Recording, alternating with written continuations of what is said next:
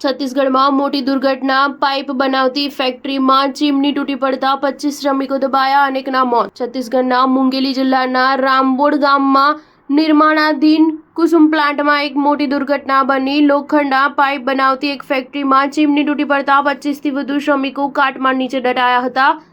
અનેક શ્રમિકોના મોતની આશંકા છે, જો કે તેની પુષ્ટિ હજુ સુધી કરવામાં આવી નથી। જણાવી દઈએ કે આ દુર્ઘટના તે સમયે બની જ્યારે એક લોખંડના પાઇપ બનાવતી ફેક્ટરીનું નિર્માણ કામ ચાલી રહ્યું હતું।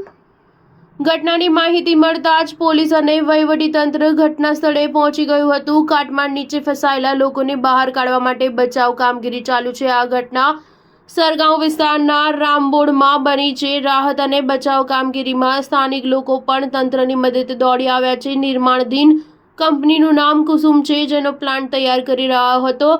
ચીમની તૂટી પડવાના કારણે 25થી વધુ લોકો કાટમાળમાં દબાઈ ગયા છે। એવું કહેવામાં આવી રહ્યું છે કે પ્લાન્ટના નિર્માણ દરમિયાન સલામતીના સાધનો પર પૂરતું ધ્યાન આપવામાં આવ્યું ન હતું, જેના કારણે અકસ્માત થયો હતો। સ્ટાર ન્યૂઝ 7 હંમેશા સચ્ચાઈની સાથે।